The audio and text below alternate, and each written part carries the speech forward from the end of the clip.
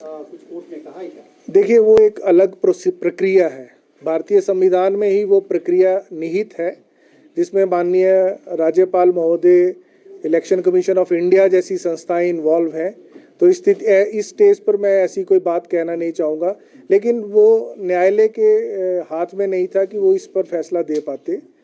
वो एक निहित प्रक्रिया के तहत माननीय राज्यपाल महोदय, और उसमें उन लोगों को सुनवाई का मौका दिया जाना है।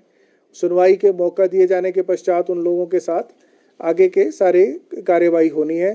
परंतु मैं ये अभी कह रहा हूँ कि हम बहुत जल्द माननीय उच्चतम न्यायालय में SLP दायर करने जा रहे हैं, और शीघ्र ही उस मामले में सुनवाई के लिए भी हम माननीय उच्चतम न्यायालय से अनुरोध करने जा रहे हैं। अनूप जी, सवाल ये है कि जो 2006 का जो एक्ट था, जिसका आपने हवाला दिया बार बार, और उसके बाद 2006 के बाद जो भी सरकारें रही, चाहे वो बीजेपी की सरकार रही, उसमें भी नियुक्तियां होती रही जी, उस चीज को कोर्ट ने कैसे देखिए, उस चीज पे कोर्ट ने कोई टिप्पणी नहीं की। हमने कहा था कि जो सतपाल सिंह सत्ती पिटिशनर है, वो भी CPS रह चुके हैं, उनके साथ सुखराम चौधरी जी CPS रह चुके हैं।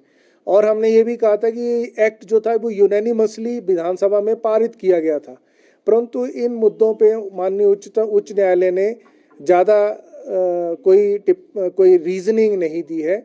उनकी जो मेन रीजनिंग जजमेंट में मैंने अभी तक पढ़ी है, उसमें बिमलांशु राय की जो जजमेंट है, सिर्फ उसी को आधार बनाकर इस एक्ट को, क्योंकि उन्होंने कहा कि आर्टिकल 164(1)A जब इंट्रोड्यूस हुआ था, मिनिस्टर्स की संख्या कम की गई थी, तो क्योंकि उस एक्ट का मतलब है कि मिनिस्टर्स 12 से ज़्यादा हिमाचल में नहीं हो सकते, इंक्लूडिंग चीफ मिनिस्टर, तो चीफ पार्लियामेंट्री सेक्रेटरी और पार्लियामेंट्री सेक्रेटरीज भी मिनिस्टर हैं।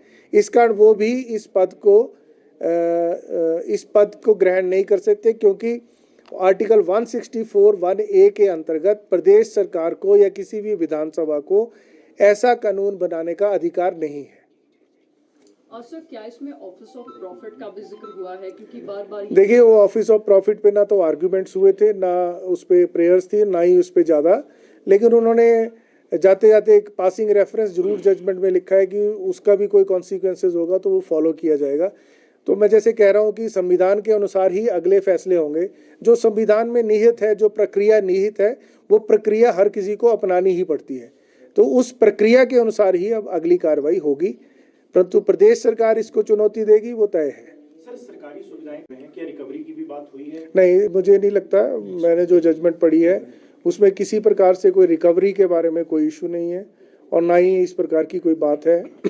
पूर्व में भी जब चीफ पार्लियामेंट्री सेक्रेटरी और पार्लियामेंट्री सेक्रेटरी हटाए गए थे कि क्योंकि कोई पावर नहीं है, तो मैं आपको ये बताना चाहता हूँ कि भारतीय जनता पार्टी ने तत्कालीन गवर्नर साहब को अप्रोच किया था। गवर्नर साहब ने तत्कालीन इलेक्शन कमीशन ऑफ इंडिया को अप्रोच किया था, और इलेक्शन कमीशन ऑफ इंडिया ने स्पष्ट कहा था कि ये जो डिस्क्वालिफिकेशन है वो विधायक डिस्क्वालिफिकेशन नहीं होंगे। वो फैसला मेरे पास पड़ा है, आप लोग चाहें तो कभी भी मैं उस फैसले को उपलब्ध करवा सकता हूँ। तो वो फैसला स्ट्रिक्टो सेंसो डिट्टो इस फैसले पर भी अप्लाई होगा कि अगर एक्ट में इनको बचाव था तो वो बचाव जारी रहेगा। परंतु उच्च न्यायालय ने कुछ इस संदर्भ में टिप्पणियां की हैं, उन टिप्पणियों के गहन अध्ययन के पश्चात ही मैं आगे बयान इस बारे में दे सकता हूँ। They are not CPS. Once there is a pronouncement, unless that pronouncement is stayed by the apex court, Honorable Supreme Court, nobody can hold the post of CPS because there is no legal valid post of CPS. Sir, supreme court में चुनौती कब तक दे दी जाएगी? कितने दिनों का समय आप मानकर चल रहे हैं कि सरकार? मुझे लगता है कि शीघ्र ही, क्योंकि सरकार भी चुनौती देगी और CPS लोग भी चुनौती देंगे सारे, तो मुझे लगता है कि जल्द से जल्द ही ये निर्धारित हो जाएगा। विद इन ए वीक ये सारी प्रक्रिया मुझे लगता है कि संभव है। बाकी अभी निर्भर करता है कि फैसला कितनी जल्दी लिया जाता है, लेकिन CPS और उनसे जो मेरी बात हुई तो उन्होंने कहा है कि हम जल्द से जल्द इस फैसले को चुनौती देना चाहेंगे।